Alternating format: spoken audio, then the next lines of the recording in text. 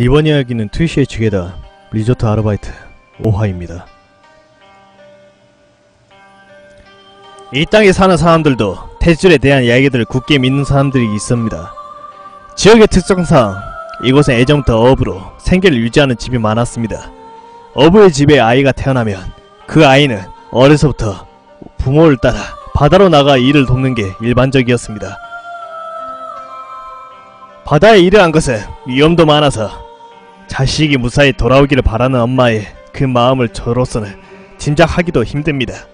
그야말로 고통스러운 일이겠지요. 어제부턴가 엄마들은 자식에게 탯줄을 부적으로서 지니도록 주게 되었습니다. 바다의 위험으로부터 아이가 안전하기를 바라면서 길을 잃고 방황하게 되더라도 엄마의 품으로 다시 돌아올 수 있도록 말입니다. 네? 돌아온다고요? 난 나도 모르게 말 자르고 끼어들었다. 네, 그렇습니다. 몸집이 작은 아이들은 파도에 휩쓸려버린 일도 빈번했으니까요. 그렇게 행방불명이 된 아이는 며칠 내로 구조도 하지 못할 정도로 죽은 것으로 칩니다. 하지만 갑작스럽게 아이를 잃은 엄마는 그것을 현실로 받아들이지 못하고 며칠이고 자식이 돌아오기만을 기다린다고 합니다. 그리고 언제부턴가 아이에게 준 탯줄이 예전에 자신과 아이가 이어져 있었던 것처럼 아이가 어디에 있든 다시 엄마에게 돌아올 수 있도록 해준다고 믿게 되었습니다. 씁쓸한 아이러니였다. 본래 자식을 사고로부터 지키기 위한 물건이 막상 사고가 난 뒤를 대비하는 의미를 같이 가지고 있으니 말이다.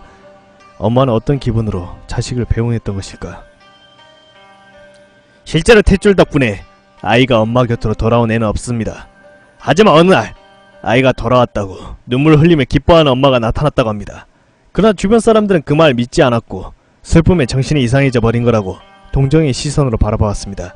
왜냐하면 그 엄마가 아이를 바다에 잃은 것은 3년 전의 일이었기 때문입니다. 어딘가로 표류해서 살아있다던가 하는 건 아니었을까요? 그렇군요. 처음에는 그렇게 생각하는 사람도 있었던 모양입니다.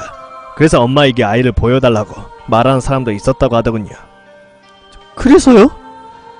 그 엄마는 사람들에게 말했습니다. 조금만 더 있으면 되니까 기다려달라고. 어째서? 돌아왔으면 보여줄 수 있는 거 아닌가? 나 이때 알 수 없는 한기에 닭살이 돋았다. 물론 마을 사람들은 그 말 듣고 미심쩍은 생각을 했지만 아이를 잃고 계속 괴로워하던 그 엄마를 추궁할 수는 없었다고 합니다. 결국 사람들은 아무 말 없이 물러갔습니다. 그런데 바로 다음날 똑같은 말을 하면서 기뻐하는 다른 엄마가 나타난다는 겁니다. 그리고 그 엄마 역시 지금은 아이를 보여줄 수가 없다는 말을 했습니다. 마을 사람들은 곤혹스러워졌습니다. 첫 번째 엄마는 이미 남편이 타계하여 말의 사실 여부를 확인할 수 없었지만 이 엄마는 남편이 살아있었습니다. 그래서 사람들은 남편에게 물어보았습니다. 그리고 남편은 말했습니다. 나는 모르는 일이라고. 기뻐하는 엄마와는 정반대인 남편의 대답에서 사람들이 더 캐물어 들자 남편은 급기야 남의 집 일에 더 이상 관여하지 말라며 화를 합니다. 그렇기도 하겠지. 대강 대답했는데도 코치코치 캐물으면 화도 나겠지. 난 남편의 태도에 살짝 공감을 했다. 그로부터 며칠 뒤 한 마을 사람이 처음에 아이가 돌아왔다고 주장하던 엄마가 지난밤 아이를 데리고 바닷가를 걷는 것을 봤다고 말하는 겁니다. 어두워서 잘 보이지 않았지만 손을 잡고 나란히 걸으며 아이에게 말 거는 느낌이 정말로 돌아온 것 같았다고. 그 말 전해 들은 마을 사람들은 지금까지 무례를 사과하기 위해 또 아이가 살아 돌아온 것을 진심으로 축하해주기 위해 엄마의 집에 다같이 가기로 했습니다. 사람들이 집에 도착하자 아이 엄마가 환하게 웃는 얼굴로 맞이했습니다. 사람들이 사과를 했고 몇몇은 몰아세웠던 이유를 들며 머리도 숙였다고 합니다. 그러자 엄마는 괜찮다고. 저는 우리 아이가 돌아왔다는 그 사실만으로 충분합니다라고 말하며 문 너머에 숨어있던 아이의 손을 잡고 마을 사람들에게 아이의 모습을 보여주었다고 합니다. 순간 마을 사람들은 모두 그 자리에 얼어붙고 말았습니다. 아이는 온몸에 청보라색이었고 몸 전체가 말할 수 없을 정도로 부풀어 있었습니다. 퉁퉁 부은 눈꺼풀 사이로 흰자위가 보였고 어렴풋이 보이는 눈동자는 좌우가 각각 다른 방향으로 보고 있었다고 합니다. 입에서는 거품을 흘리고 있었는데 엄마가 말 걸자 개성을 냈다고 합니다.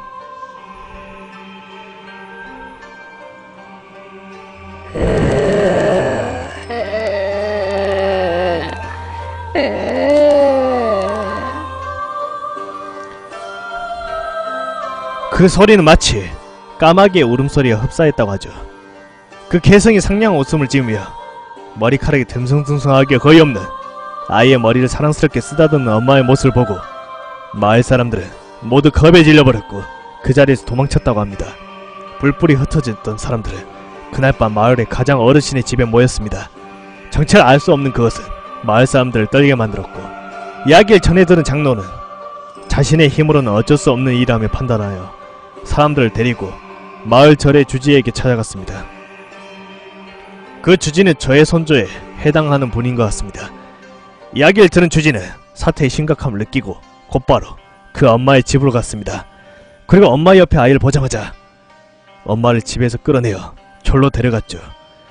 아이는 주지와 엄마의 뒤를 계속해서 따라오며 개성을 질렀습니다.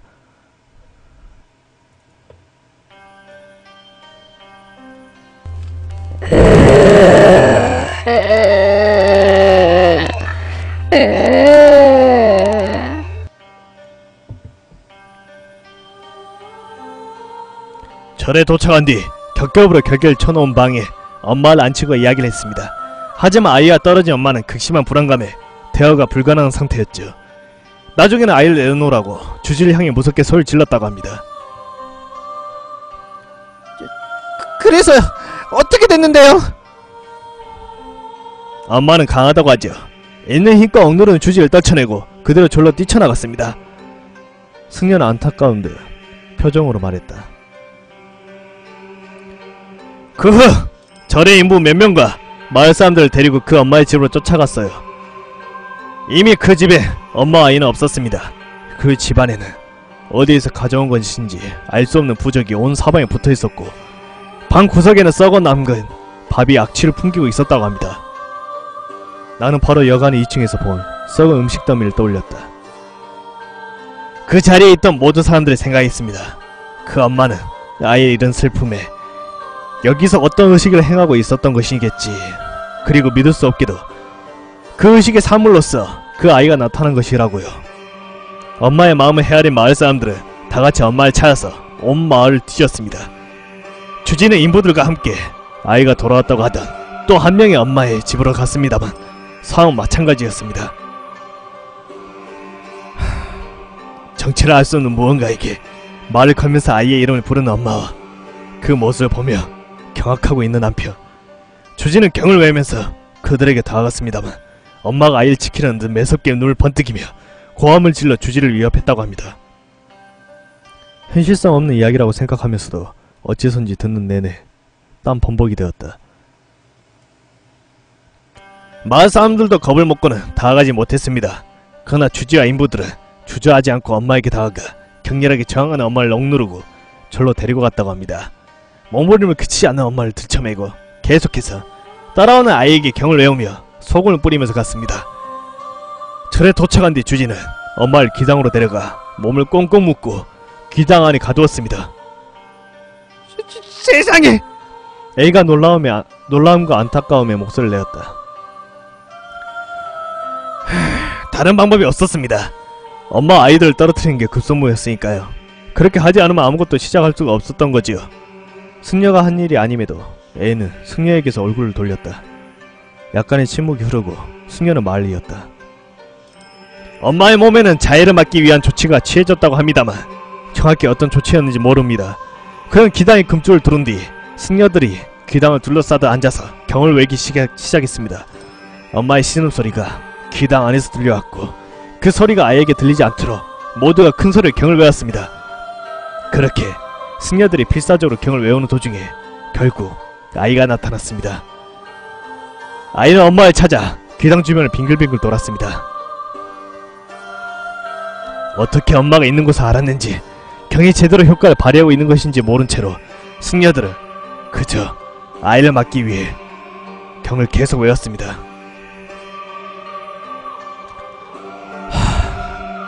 거기까지 이야기를 하고 승려는 잠시 숨을 돌렸다. 그래서 어떻게 됐나요? 비의 목소리에서 긴장이 느껴졌다. 기당 주변을 돌던 그것은 점차 걷는 것을 힘들어하더니 네 발로 기기 시작했습니다. 나중에는 사지의 관절을 크게 꺾어 마치 거미처럼 땅을 기었다고 합니다. 그 모습은 흡사 생물의 퇴화를 보는 것 같았다고 하죠. 이윽고 그것은 개성을 지르더니 팔다리가 없어지고 애벌레 같은 형체로 변하여 꿈틀대었습니다. 그런 날이 밝음에 따라 점차 크기가 작아지더니 최종적으로 그 자리에 남겨진 것은 탯줄이었다고 합니다. 난 승려의 이야기에 소름이 돋았다. 마치 우리가 겪은 일이 그들의 옛날 이야기가 되어 전해지고 있는 것 같은 느낌이었다. 그리고 A가 물었다. 그럼 아까 그 탯줄이란 게... 승려는 나지막하게 대답했다. 오늘 아침에 기단 근처에 발견한 것입니다. 세상에! 비는 기가 막힌 듯 중얼거렸다. 왜? 우리들인가요? 자세한 건 모르겠습니다만 이 절에는 대대로 주지들이 남기는 기록이 있습니다만 엄마가 아닌 타연에게 이런 일이 생겼다는 애는 없습니다. 무엇보다도 엄마가 행했던 그 의식이라는 것이 여전히 수수께끼입니다. 그 엄마한테 안 물어본 건가요? 안 물어본 게 아니라 못 물어본 것입니다. 아이가 사라진 후 기당을 열어보자 탈진해서 축 늘어진 엄마가 있었습니다. 밤새도록 소리쳐 아이를 찾았던 것이겠죠. 바로 엄마를 밖으로 옮겨놓은 상태를 살폈습니다만 눈을 떴을 때 엄마는 이미 생기라고는 찾아볼 수 없는 상태였습니다. 두 번이나 아이를 잃은 슬픔 때문인 건지 아니면 아직 무언가에 쓰여있는 건지 그것조차 알 수 없었습니다. 그리고 마을 사람들이 찾고 있던 또 한 명의 엄마 맞습니다만 발견되었다는 소식이 전해졌습니다. 인근 해변에서 죽어 있었다고. 엄마는 온몸을 무언가에게 뜯어먹힌 모습이었는데 그럼에도 불구하고 표정만은 너무나 행복해 보였다고 합니다. 무슨 일이 있었던 것인지는 알 수 없었지만 주지의 기록에는 그렇게 쓰여 있었습니다. 아이에게 잡아먹힌 엄마의 모습은 그야말로 행복 그 자체였다고. 도저히 믿을 수 없는 이야기지만 우리는 승려의 말 한마디 한마디를 경청했다. 사체로 발견된 엄마의 집은 마을 사람들 간의 회의로 철거가 결정되었고 철거 중에 집안에서 엄마가 쓴 것으로 보이는 기록이 발견되었습니다. 승려는 그 기록의 내용을 우리에게 설명해 주었다. 간단히 말해서 아이가 생기고 성장하는 과정을 기록한 일기 같은 것이라고 한다. 어떤 식으로 쓰여 있는지는 불명하지 않지만 대강 옮기자면 00월 001 오늘부터 시작이다. 00월 001 변화 없음. 00월 001 아들이 돌아왔다. 00월 001 움직이기 시작한다. 00월 001 팔다리가 났다. 00월 001 옹알이를 시작했다. 001 001 기어다니기 시작한다. 00월 001 말 시작한다. 00월 001 일어섰다. 그 밖에 엄마의 심경이 여실하게 드러나는 부분도 있었다고 한다. 참고로 또 한 명의 엄마는 다락방과 지붕 사이에서 신당을 만들어 일을 진행했고 남편은 그 사실을 까맣게 모르고 있었다고 한다. 저 또한 모든 것을 이해하고 있다고는 할 수 없지만 주지의 기록과 엄마의 기록을 비교해보자면 그것은 자신의 성장 과정을 거슬러 올라가며 퇴화했다는 느낌이 들지 않습니까? 확실히 그런 것 같았다. 그리고 승려는 그 이상의 언급을 피한 듯 말했다. 이후의 기록에서는 이렇게 자식을 되살리기 위한 의식이 행해졌다는 기록이 드물기는 합니다만 보이고 있습니다. 그러나 이상한 건 그 엄마들이 언제 어떻게 어디에서 그 의식을 알게 되었는지는 전혀 기록에 남아있지 않다는 겁니다. 그건 이 의식을 행한 엄마들이 모두 죽거나 제대로 대화를 나눌 수 없는 상태에 빠졌다는 것을 의미합니다. 승려는 그것을 기록에 찾을 수 없는 것이 분하다고 했다. 이번 같은 경우는 처음이라서 저도 굉장히 당하고 있습니다. 어째서 엄마가 아닌 여러분이 그것을 발견한 것인지 아이의 성장은 오로지 엄마만이 알 수 있고 다른 사람들은 같이 생활하는 가족조차도 모른다고 합니다. 이게 도대체 지금 이게 말이 되는 얘기야? 속으로 생각했다. 그때 비가 무언가를 확인하는 듯 승려에게 물었다. 저 엄마라고 하셨는데요. 혹시 여관 아줌마인가요? 승려는 잠시 말이 없다가 대답을 했다. 그렇습니다. 마키코 씨는 원래 이 마을 사람이 아닙니다. 남편을 따라서 이 마을로 온 것인지요. 아들을 하나 낳았고 행복한 생활을 하고 있었습니다. 그리고 이어지는 승려의 이야기는 대충 짐작이 가는 이야기였다. 아줌마의 아들은 몇 년 전에 바다에서 해마불명이 되었다. 대규모 수색도 벌어졌던 모양이지만 결국 찾아내지 못했다. 슬픔에 거의 제정신이 아니었던 아줌마는 주변의 사람들의 따뜻한 위로에 조금씩 기운을 차리는 듯 했다. 여관도 나름대로 번창하면서 어느덧 평정을 되찾아갈 때쯤 여관이 2층을 폐쇄했다고 한다. 사람들이 이상하다고 생각했지만 깊게 파고드는 것도 안 좋다는 생각에 그냥 넘어가기로 한 모양이다. 그리고 지금의 결과인 것이다. 아줌마가 어디서 그 의식에 대한 것을 알아냈는지 알 수는 없었으나 여관의 2층으로 가는 계단에 신당을 만들고 그곳에서 의식을 행한다는 것이다. 그리고 그 산물이 우리에게서 붙어서 따라왔다는 것인데 그것이 지금까지는 없었던 경우라는 것이 승려의 말이다. 원래대로라면 엄마인 아줌마에게 붙어야 할 아이가 제3자인 우리에게 붙은 것이다. 생각할 수 있는 가능성은 아줌마는 아들에게 탯줄을 지니게 하지 않았다는 점. 원래 이 마을에서 살던 사람들은 풍습의 계승으로 아직까지도 아이에게 탯줄을 주는 엄마가 있는 모양이지만 아줌마는 그런 풍습 자체를 몰랐던 것이다. 이 부분은 아줌마의 남편이 증언해 주었다고 한다. 그리고 이상하게도 2층을 닫았음에도 불구하고 아르바이트 3명이나 고용한 점. 남편도 처음에는 반대했지만 아줌마가 말하기를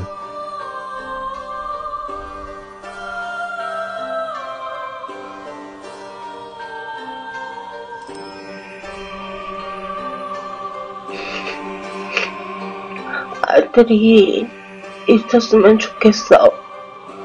비슷한 또래 아이들이 있으면 아들처럼 대할 수 있을 것 같아. 라며 눈물을 보이는 바람에 어쩔 수 없이 동의했다고 한다. 승려가 말하기를 이건 순전히 자기 추측이지만 아줌마는 처음부터 의식으로 부른 아들이 우리에게 붙을 거란 걸 알고 있었던 것은 아닐까 라고 했다.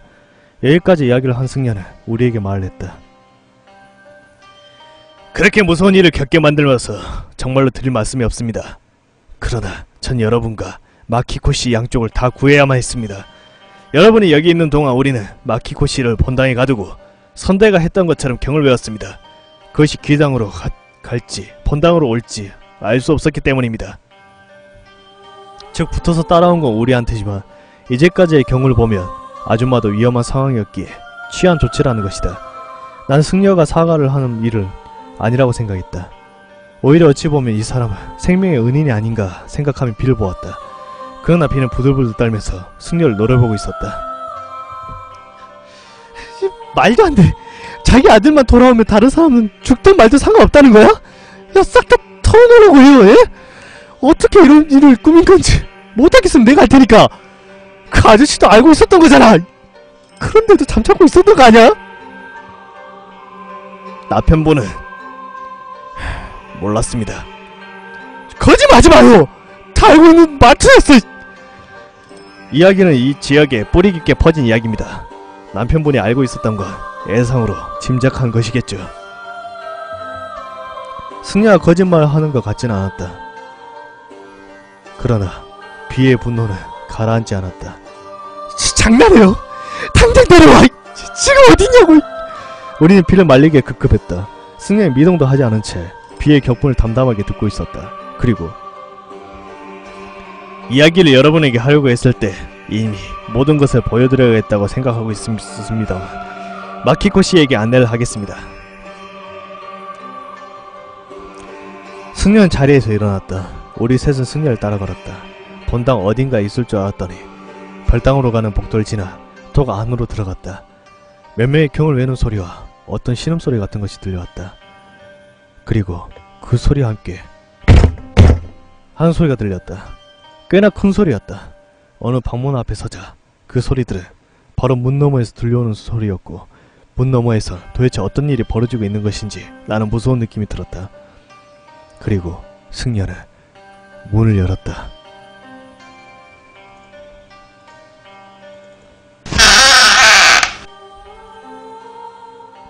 안에는 아줌마가 있었고 그 주변을 다른 승려들이 둘러싸고 있었다.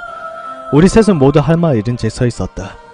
아줌마는 거기에 있었다고 할지 튀고 있었다. 새우처럼. 잘 설명할 순 없지만 몸이 구부러진 채로 다다미에 누워서 팔딱팔딱 튀고 있었다. 사람이 그런 식으로 움직이는 모습은 처음이었다. 그리고 간간히 괴로운 듯 신음소리를 내었다. 난 너무 무서워져서 아줌마의 얼굴을 똑바로 볼 수가 없었다. 어젯밤과는 분명 다른 상황이지만 거의 같은 수준의 공포였다. 망연자실에 있는 우리에게 승려가 말했다. 이 상태가 오늘 아침부터 계속되고 있습니다. 애는 더 이상 견디기가 힘들었는지 여기 있기 힘듭니다. 일단 모두 일단 밖으로 나갔다. 소리를 듣고 있는 것만도 힘들었기 때문이다. 바로 어제 아침에 본 아줌마의 모습과는 너무나 딴판이었다. 좀 더 떨어진 곳까지 와서 우리 승리에게 물었다. 재령에 성공한 것인지 아니었는지. 예, 그것이 여러분들 따라왔던 것은 재령에 성공했습니다. 실제로 여러분은 지금 이곳에 있고 태줄도 여기 있습니다. 자, 하지만 그때 비가 말했다.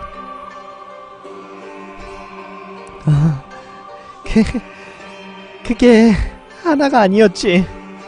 처음엔 무슨 말인가 했지만 곧 나도 눈치를 챌 수 있었다. 비는 여간에서 여러 개의 그림자를 보았다고요 했던 것이다.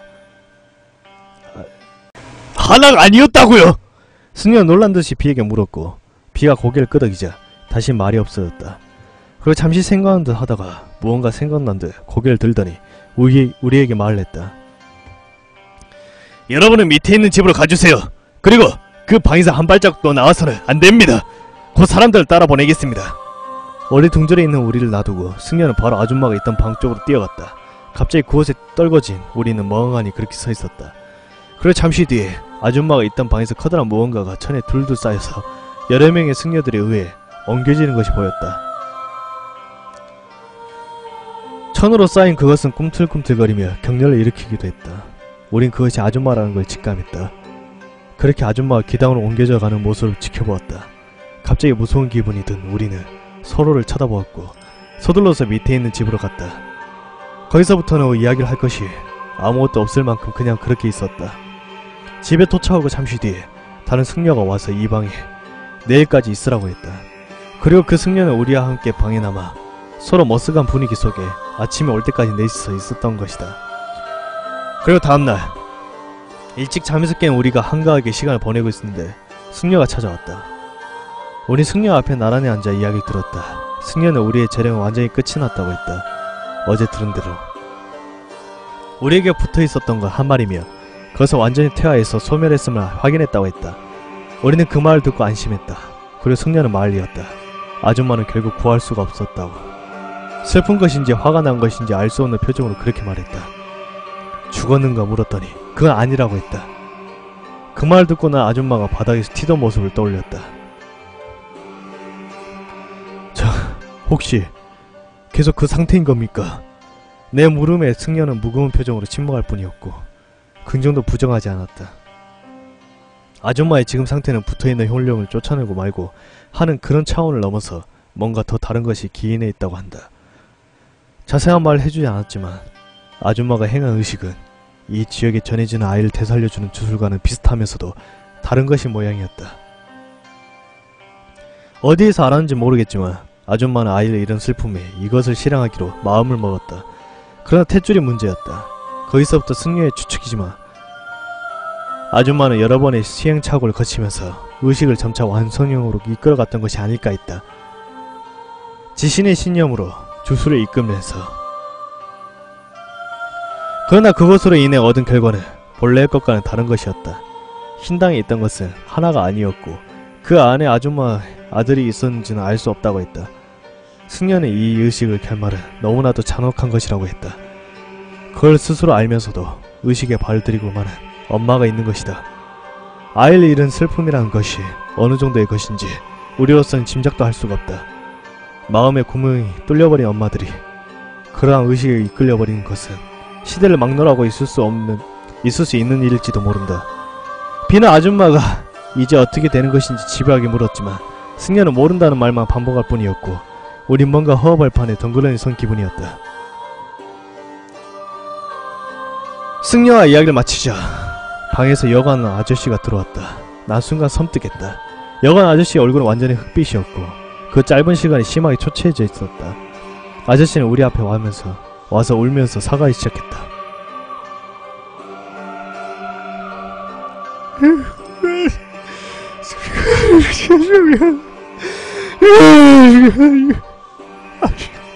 울음이 잔뜩 섞인 목소리라 무슨 말을 하는 것인지 알아듣기 힘들었지만 아저씨의 그 모습을 보고 우리는 아무 말도 할 수가 없었다. 우리에 대한 미안함에 우는 것인지 아줌마가 만들어낸 이 결과를 두고 우는 것인지 알 수가 없었다. 이제 와서는 중요하지도 않았지만 그 후 우리는 승리에게 몇 번이고 되물었다. 우린 이제 정말로 괜찮은 거냐고. 승려는 조금 착잡한 얼굴로 그렇다고 했다. 잠시 뒤 승려가 택시를 불러주었고 우린 드디어 집에 돌아가게 되었다. 귀당에서 밑에 집에까지 날 부축해줬던 아저씨가 역까지 동승하겠다며 같이 탔다. 그런데 이 아저씨가 정말 눈치 없는 사람인 건지 안 그래도 몸도 마음도 지쳐있는 우리를 신경도 안 쓰는 듯 자기 혼자 열심히 떠들어댔다. 그러더니 말하기를 그거 참 자식이 부모를 먹는다니 꼭 거미 같은 이야기 아니야? 라는 것이다. 우린 속으로 울컥하고 올라왔지만 잠자코 있었고 아저씨는 계속 떠들었다.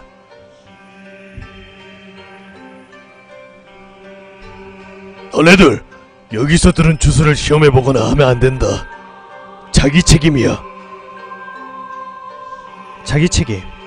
이 글을 읽는 사람은 어쩌고 하는 식으로 행하거나 접한 자기 자신에게 그 영향이나 유해가 돌아온다는 뜻. 괴담 등의 한 장르로서 쓰이는 말이다. 그러더니 웃는 것이다. 웃자고 한 소리인지 진짜로 속없는 인간인지는 알 수 없지만 충격 속에 한 가지 분명하게 떠오르는 것이 있었다. 우리는 승려에게 모든 이야기를 들은 것이 아니다. 의식을 행하는 방법은 그것이 초래하는 결과와 함께 이 마을에 계속 전해지고 있는 게 분명했다. 이 아저씨가 아는 걸 그 승려가 모를 리가 없지 않은 걸. 생각이 거기까지 미치자 이 정도의 꼴을 당하게 해놓고도 아직도 무언가를 감추고 이야기를 다 한 것처럼 우리를 속였다는 것에 굉장한 충격을 받았다. 승려를 믿고 있었던 만큼 분노에 가까운 감정이 차올랐다. 택시가 역에 도착하자 아저씨가 위로금조로 돈을 내밀었지만 거절했다. 빨리 이곳에서 멀어지고 싶었다. 오로지 그 생각뿐이었다. 승려가 이제 괜찮다고 했던 말도 거짓말로 느껴졌다. 하지만 우리에게 다시 그절로 되돌아갈 용기는 없었다. 그저 아무 말 없이 기차를 기다릴 뿐이었다. 그 뒤로 지금까지 별다른 일은 없다. 그곳에 가는 일도 당연히 두 번 다시 없을 거다. 셋이서 이야기를 하면 한 번은 꼭 그 여간 이야기가 나온다. 우리에게 깊은 악몽으로 남아버린 그때의 일. 그리고 비는 거미를 보는 것조차 싫어한다. 자꾸 떠오르는 겹치는 모양이다. 나는 평범하게 사회생활을 하고 있다. 어두운 곳이 좀 무서워진 게 후유증이랄까. 일상으로 돌아오고 시간이 지나면 역시 차츰 옅어져가는 법인가 보다.